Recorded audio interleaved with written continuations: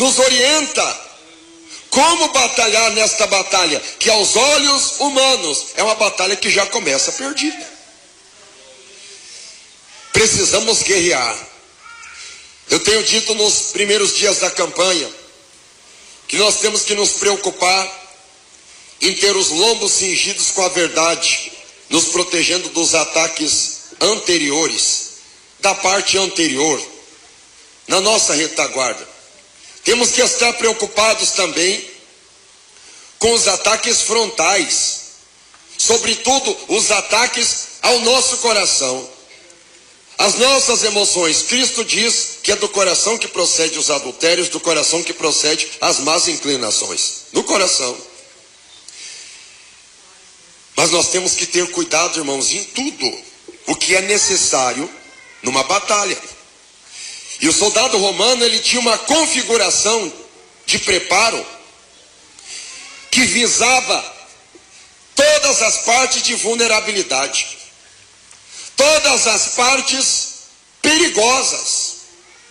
E não era somente os lombos representando a retaguarda, e nem somente o peito visando os ataques frontais. Nós vamos encontrar aqui a necessidade de proteger uma parte do corpo que talvez não seja tão observada, que talvez não seja assim tão estudada por nós quando vamos ler a Bíblia, que são os pés. Mas um dos segmentos da medicina, a podologia, podos, do grego podos, pés, estuda os pés, ela trata que um ser humano pode morrer pelos pés. Pelos pés. Alguém aqui que teve o privilégio, não quero fazer inveja às gerações presentes, mas alguém da minha época aqui já andou descalço já? Quando era criança? Já, né? Só não levanta a mão muito alta aí para não fazer inveja, né? Mas a gente podia andar descalço. Hoje não pode.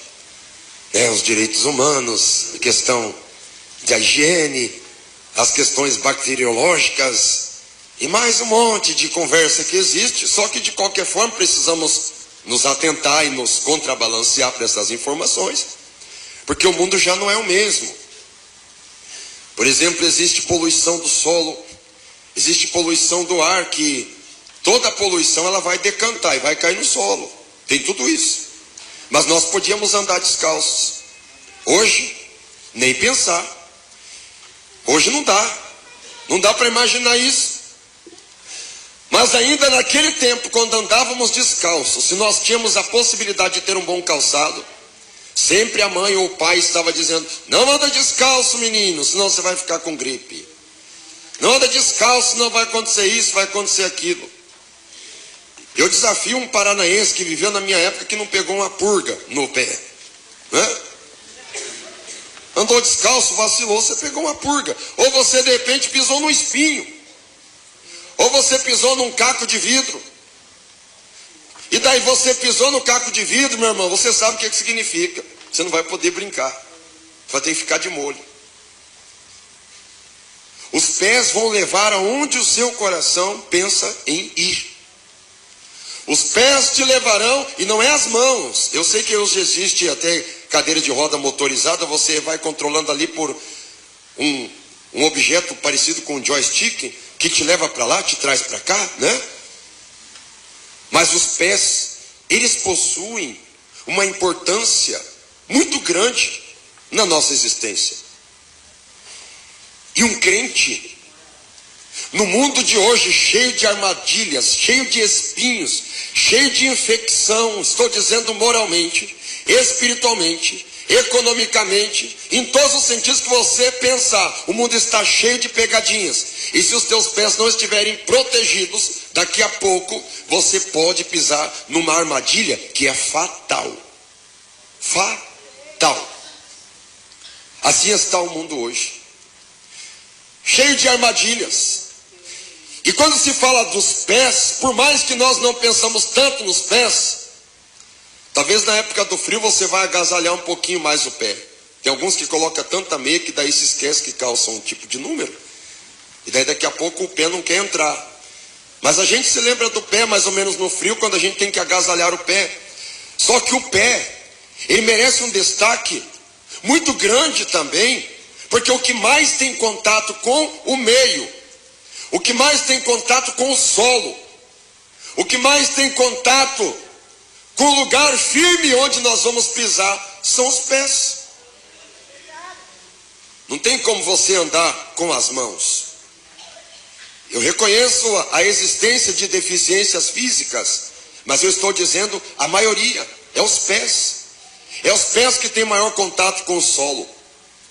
E se os pés não estiverem protegidos, pisando no solo perigoso que vivemos, daqui a pouco, esses pés desprotegidos encontrarão alguma coisa que vai prejudicar.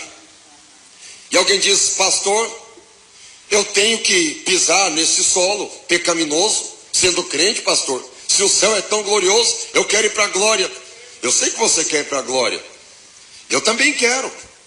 Só que nós temos que viver aqui enquanto Deus quiser. Nós não vamos para a glória simplesmente porque a gente quer ir, ou a gente agora vai adquirir a síndrome de Elias ou a síndrome de Jonas. A hora que o chicote estala, daí a gente diz: ah, Senhor, eu quero ir para a glória, eu quero morrer logo, eu quero partir. Ah, e por que você quer partir, irmão? Eu quero partir porque Elias pediu a morte, Jonas pediu a morte. Eles pediram, mas Deus não atendeu na hora. Nós não vamos para a glória somente porque nós queremos ou na hora que nós queremos. Tem muita coisa para fazer aqui. Você tem que estudar numa faculdade que a maioria é ímpio. Você tem que trabalhar onde a maioria é ímpio no teu local de trabalho. Você tem que conviver com seus familiares até entre pessoas que são ímpias. E às vezes, até no meio de crentes mesmo, você vai viver com pessoas que apresentam pecaminosidade e impiedade parecida com o mundo. E agora? Você vai fazer o quê? No momento de se relacionar, você vai fazer o quê? Você vai dizer: Maranata, Maranata, Maranata, Jesus me leva que eu não quero pecar, socorro, misericórdia. Não, você vai ter que viver aqui enquanto Deus quiser. Mas a palavra é essa: você tem que estar com os pés calçados na preparação do Evangelho da Paz. Glória a Deus. Você vai ter contato com este mundo, você vai viver aqui no mundo. Ah, pastor, mas eu queria tanto, eu estou pedindo tanto para Jesus me levar daqui para a glória. Então você está indo contra a oração de Jesus. Jesus falou assim: eu não penso que os tire do mundo. Jesus falou isso. Jesus falou isso. Então você só vai para a glória a hora que Deus quiser. Pastor, mas o que eu vou fazer então? Você vai andar sempre com os pés bem calçadinhos. Sempre. O Evangelho. Você tem que estar com o Evangelho. Em tudo que você for fazer, em todas as saídas e entradas da vida, você tem que colocar o Evangelho na frente. Cada passo que você for dar, este passo que eu vou dar é de acordo com o Evangelho? Não é. Opa, então ainda que eu esteja com o pé calçado, eu não vou nem pisar ali, porque não tem nada a ver. Eu vou pensar, eu não sei o que eu vou fazer, como é que eu vou proceder, como é que eu vou andar. Você não vai dar um passo sem a direção do Senhor. Tudo tem que estar relacionado com o Evangelho. A nossa vida tem que estar pautada no Evangelho. No Evangelho verdadeiro. No Evangelho da paz. Evangelho da paz. Eis a confusão de interpretação desse Evangelho. O Evangelho da paz. Glória a Deus, aleluia. Eu vou dizer por que eu digo que tem muita confusão nessa interpretação.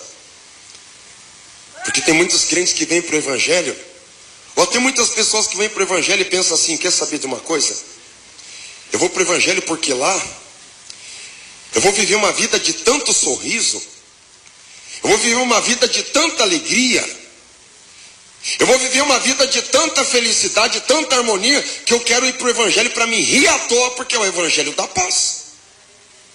Daí quando ele vem no Evangelho, quando ele chega no Evangelho, quando já no primeiro dia depois que ele aceitou a Jesus, depois que ele começou a viver de acordo com o Evangelho, daí aparece uma luta aqui na vida dele, um problema familiar. Ah não, mas isso aqui é normal, o Evangelho é da paz, isso aqui deve ser algum problema que está se desprendendo da minha nova forma de viver, mas amanhã é um novo dia, né? Amanhã eu não vou ter tribulação nenhuma, no outro dia a tribulação aumenta. Acho que isso aqui deve ser um resíduo de ontem, depois da manhã eu não vou ter tribulação nenhuma, é outra semana, daí que semana difícil, mas eu ainda acredito no Evangelho da Paz. Passa um mês, eu creio que no mês que vem eu não vou ter tribulação nenhuma, não vou ter provação nenhuma, porque é o Evangelho da Paz.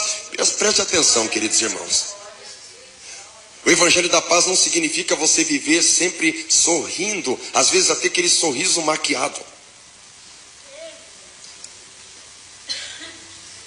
Porque hoje, para alguém ser feliz, ou alguém ter paz, tem que sorrir.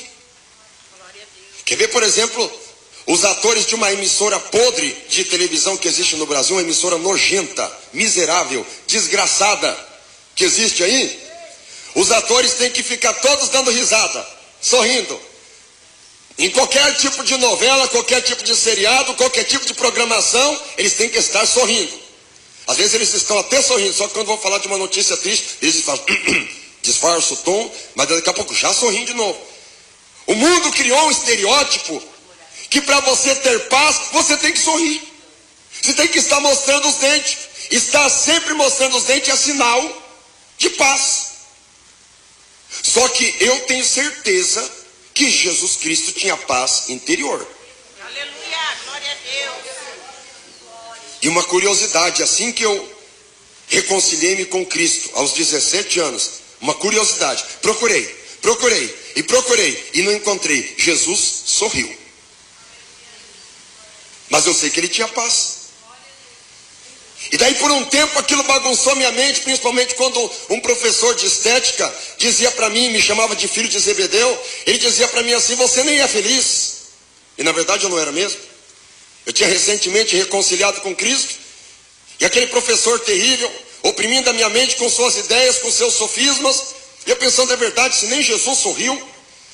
Só que depois, mais à frente, o Espírito Santo foi me trazer um discernimento, quando Jesus mesmo disse: eu vos dou a minha paz, mas eu não dou como o mundo a dá. Glória a Deus, aleluia. A paz que o mundo dá é o mundo do sorriso maquiado, disfarçado e forçado. A paz que eu dou não é aquela paz que é simplesmente o contrário da guerra, essa paz mentirosa, forjada e apresentada pela ONU. A paz que eu tenho para dar é o seguinte: eu vou preparar-vos lugar, ainda que o mundo esteja em treva, em caos, você tem um lugar preparado lá em cima. E se você tem a certeza da salvação, que existe só no Evangelho, você tem motivo para ter esta paz. Não precisa rir à toa, mas você tem esta paz.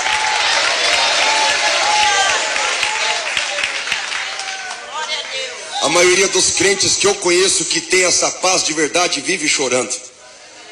Só que é de alegria no espírito. Não precisa rir à toa.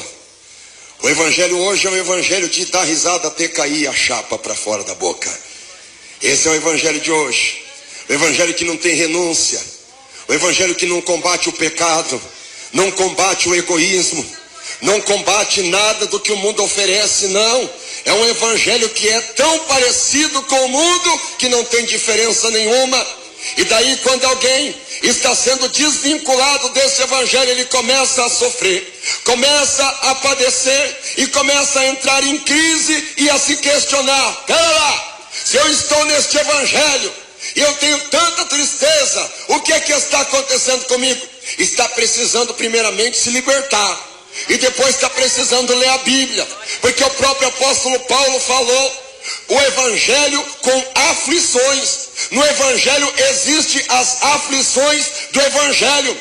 A questão é a seguinte: de que adianta alguém rir à toa 50 anos, aquela risada forçada motivada por piadas, por anedotas ou comédias, ou por histórias trágicas ou alegres? De que adianta rir 50 ou 70 anos e o restante da eternidade vai fazer o quê? Agora o crente que vê a pecaminosidade e chora, ou vê a glória de Deus e chora, ele chora aqui na terra, mas na eternidade ele tem a eternidade para se alegrar no gozo do Senhor. Aí eu pergunto para você: qual das duas propostas vale mais a pena?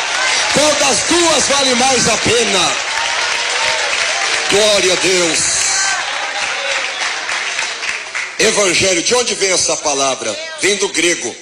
Evangelho, evangelos, evangelho. Os norte-americanos chamam de gospel. Tem algumas pessoas, às vezes, quando fala gospel, ele pensa que gospel é um movimento criado pelo capeta e lá no inferno. Não é. A palavra gospel significa evangelho. Em inglês, em americano, gospel. Eu acho que uma das palavras mais adequadas para evangelho ainda é o alemão. Em alemão, evangelho é Gute Nachricht. Nachricht quer dizer notícia. Gut é boa notícia. Boa notícia. Por isso que eu acho que uma campanha que às vezes nós fazemos aqui na setorial e às vezes até nos bairros, que Deus tem uma boa notícia, é evangelho. É uma maneira um pouquinho até diferente, mas boa notícia, evangelho, gospel, né? É a mesma palavra. Boa nova. Isso é evangelho. Isso é uma boa nova, é uma novidade. É quando tudo está tão monótono, tão chato, tão sem graça. E daqui a pouco aparece uma notícia. Só que aquela notícia não é uma notícia para dizer que alguma coisa está acontecendo. É uma notícia boa, é uma notícia que alegra. Isso que é evangelho. É igual quando acontece, a serpente faz toda aquela bagunça com Adão e Eva. Eles pecam contra Deus e já estão destinados a todo tipo de maldição. Estão destinados a todo tipo de tristeza, todo tipo de angústia e de remorso. Parece que eu vejo Adão e a Eva arrependidos ao máximo por terem cedido à tentação da serpente. E quando a serpente estabeleceu o caos, quando a serpente estabeleceu a miséria, quando a serpente está tranquila pensando que acabou daquele jeito, surge o primeiro prenúncio do evangelho. E eu quero ler com vocês aqui agora, Gênesis capítulo 3, versículo 15. E porei inimizade entre ti e a mulher, entre a serpente e a mulher, e entre a tua semente e a sua semente. Por isso que você não pode gostar do capeta, você não pode ter amizade com ele, porque se você quiser ter amizade com ele, ele nunca vai querer ter amizade contigo. Não tem nada de levantar a bandeira branca para ele, não. Se você entrou na batalha, você tem que se revestir das armaduras, porque ele não está para brincadeira. Deus já definiu que haveria esta rivalidade entre as duas sementes. E olha que detalhe interessante. E esta te ferirá a cabeça e tu lhe ferirás o calcanhar. Quando a serpente pensa que está tudo acabado, Deus já anuncia. Preste atenção, serpente. Você pode pensar que está tudo certo, que você tentou derrubar e até derrubou. Você derrubou Adão, você vai derrubar Matusalém, você vai derrubar Davi, você pode derrubar Sansão, você pode derrubar Salomão, você pode derrubar profeta, sacerdote, sumo sacerdote, reis, grandes estadistas, pode derrubar. Só que vai chegar o momento que você vai se deparar com a semente da mulher. Eu não vou dizer ainda quem é, mas vai chegar a semente da mulher e vai nascer de uma virgem, para não se conceber, de acordo com o Salmo 51:5. Em iniquidade fui formado, em pecado me concebeu a minha mãe, porque nascerá sem pecado e sem o concurso sexual, nascerá puro, e este vai pisar na tua cabeça. Não vou dizer quem é, mas a igreja já sabe. É Jesus Cristo que pisa na cabeça da serpente para acabar com o caos, para definir o poder de Deus na terra. Quem dá glória a Deus? Deixa eu falar outra parte do versículo. Quem está preparado não tem problema nenhum. Alguém já ouviu falar de espinho de cobra? Alguém já ouviu falar de veneno de cobra? Já ouviu? Claro que já. Então presta atenção aqui, ó. Esta te ferirá a cabeça e tu lhe ferirá o calcanhar. O calcanhar faz parte do pé. Faz ou não faz? Quem concorda que o calcanhar faz parte do pé? Até o tornozelo faz parte do pé. A serpente ferirá o calcanhar. E o que tem de crente mancando, e o que tem de crente que já está com a muletinha, já está na cadeira de roda. Tem uns que queriam cantar o hino da irmã Ângela, se eu tivesse asas para voar. Porque o Satanás picou no calcanhar dele. Só que quem está com os pés calçados no evangelho, a serpente batalha, mas não consegue, porque o calcanhar está protegido, porque está com os pés calçados na preparação do evangelho da paz. E o diabo não toca no pé dele. Quem dá glória a Deus? Quem dá glória a Deus? Quem dá aleluia? Oh, maravilha! O evangelho, boas novas, já foi anunciado desde o Antigo Testamento. Mesmo em momentos de caos, mesmo em momentos de pânico, a palavra evangelho, era traduzida de acordo com o hebraico, não era evangelho, mas já era boas novas, já era boas notícias. Eu não posso me esquecer de quando Samaria foi cercada pela Síria, e a fome estava tão grande que a Bíblia vai dizer, o caos que estava, que tinha que se comer a cabeça de jumento, na verdade nem se comia, fazia um tipo de sopa, e aquela sopa era reciclada, e passava por mais outra reciclagem, só o caldo, e não era barata a cabeça de jumento não. Uma cabeça de jumento custava 80 peças de prata, ou 80 ciclos de prata, não é barato. E a quarta parte de um cabo de esterco de pombo, comer esterco de pombo. Que situação tão terrível. Custava 5 peças de prata, esterco de pombo. Eu não queria ser rei numa situação dessa. E daqui a pouco o rei está passando por um lugar pelo outro, e duas mulheres estão brigando, porque quando vem a fome vem o canibalismo. E com a fome de evangelho acaba acontecendo o canibalismo. Sabe por que existe muito crente, um querendo comer o outro? Porque está com fome.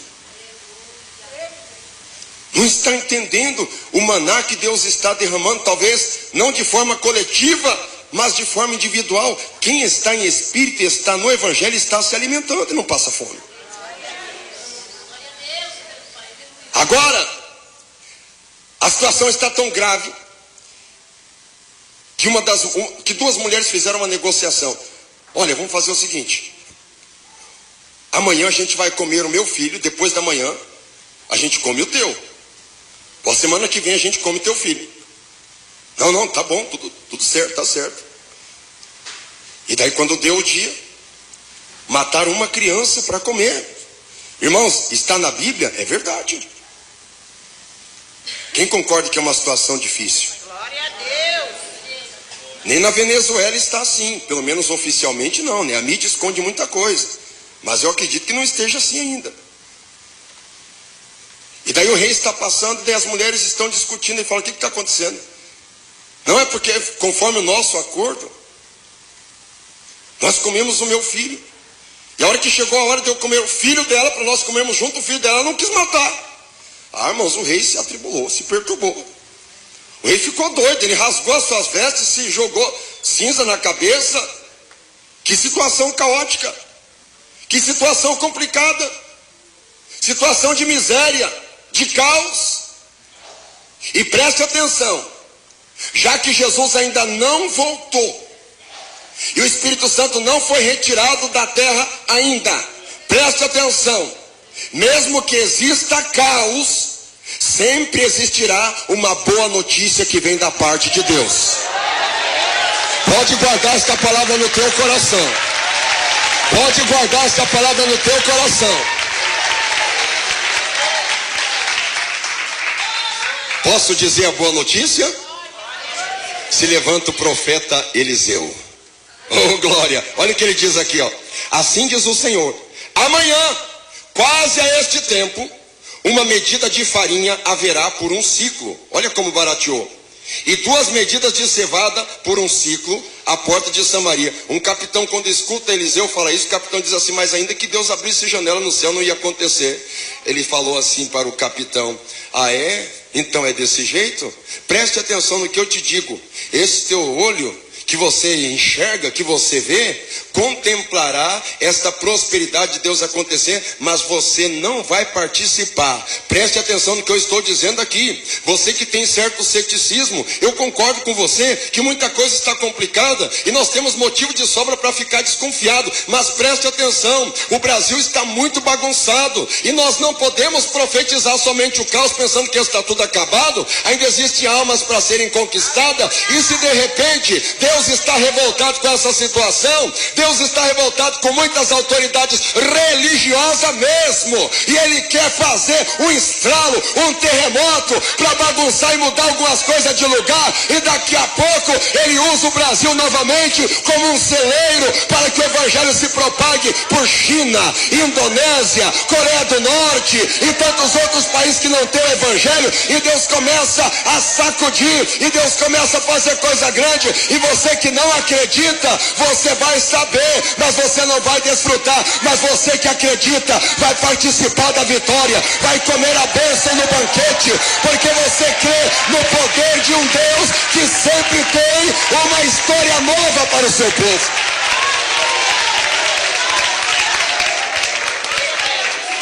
Escuta bem, Deus sempre tem uma história nova para o seu povo. Deus sempre tem uma boa notícia para o seu povo. Deus sempre tem uma boa notícia para o seu povo. A Bíblia diz que existiam 4 leprosos. Eles não podiam entrar em Samaria. O leproso é discriminado. O leproso é abandonado. Também puderam, olha a condição não somente física, mas a situação odorífica de um leproso é insuportável. Verdade precisa ser dita.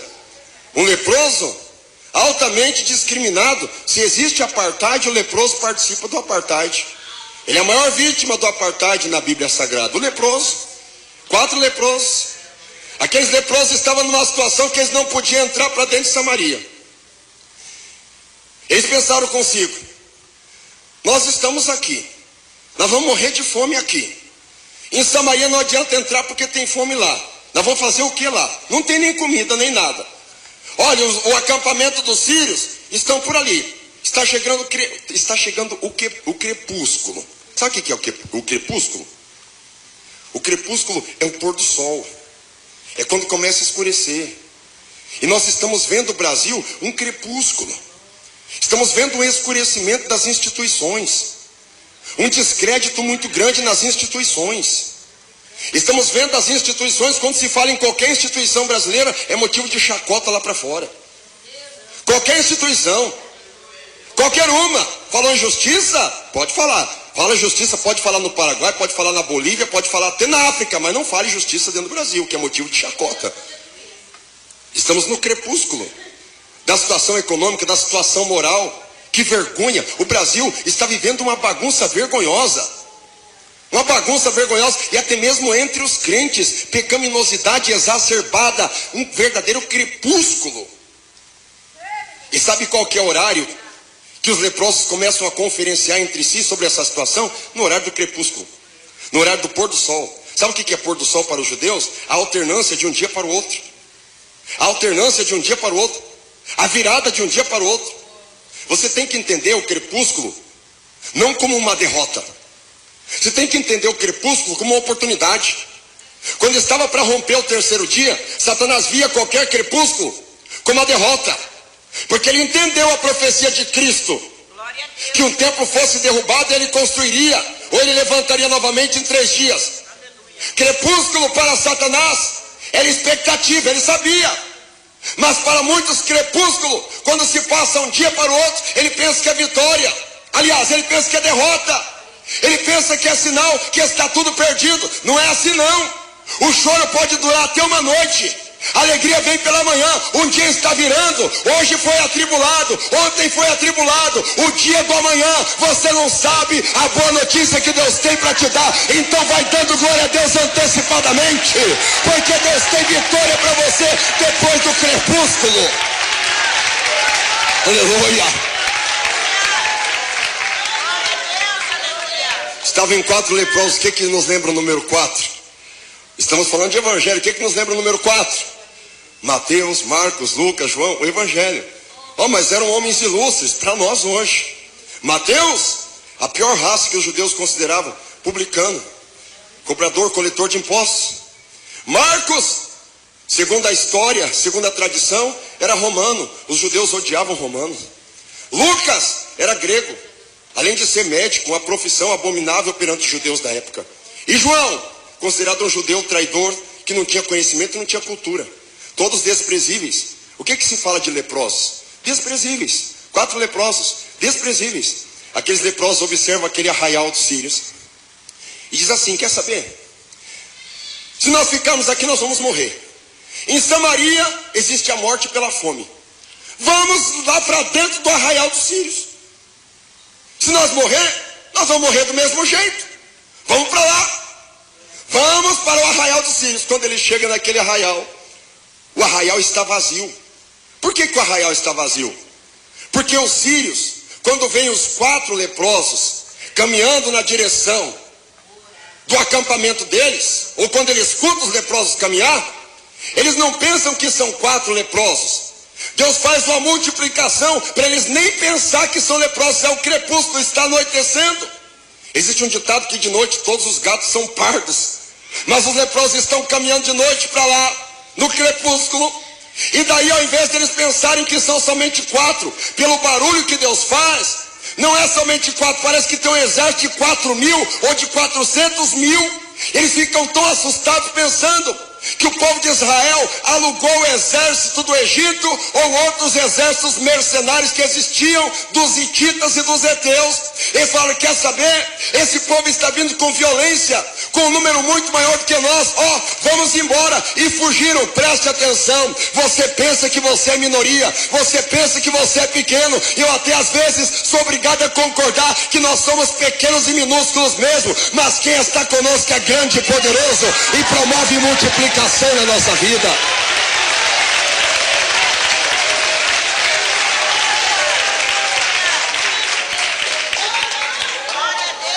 Os leprosos vão chegando dentro do acampamento e vão olhando, já tem comida.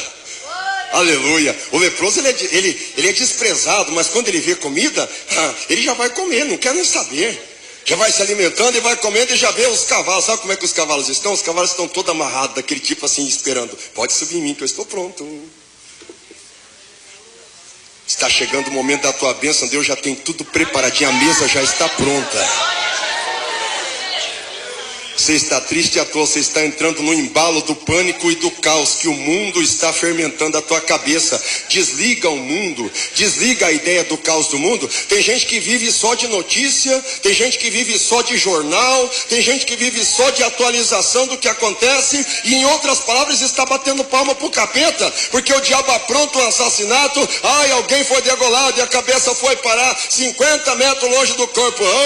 Misericórdia. Misericórdia nada. Quando você fala esse tipo de misericórdia aí, você está dando glória pro cão, você está dando ibope para ele. O sangue de Jesus tem poder. Você não tem nada que ficar querendo o que está acontecendo de caos, querer saber o que está acontecendo de derrota. Você tem que saber o que Deus tem preparado para você, e eu vou dizer o que ele tem. Ele tem boa notícia, ele tem salvação para tua família, ele tem livramento para você, ele tem cura divina, ele tem a glória do céu para tua vida. Desliga do mundo e do caos do mundo e se liga na glória de Deus.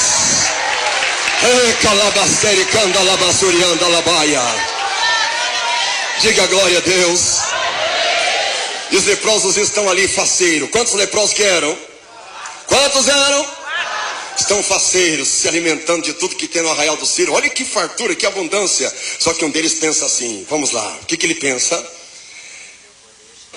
Diga glória a Deus. Nós não estamos fazendo aquilo que é bom. Nós estamos sozinhos, estamos sendo gananciosos, estamos sendo egoístas. Nós não estamos fazendo o que é bom, porque este é dia de evangelho. Esse é dia de boas novas. Esse é dia de anunciar as boas notícias do Senhor. Esse é dia de boas novas. E nós nos calamos. Se esperarmos até a luz da manhã, algum mal nos sobrevirá, pelo que agora vamos e anunciamos a casa do rei. Você entendeu? Você não entendeu? Talvez você entendeu, você está disfarçando. É porque você não está pregando evangelho.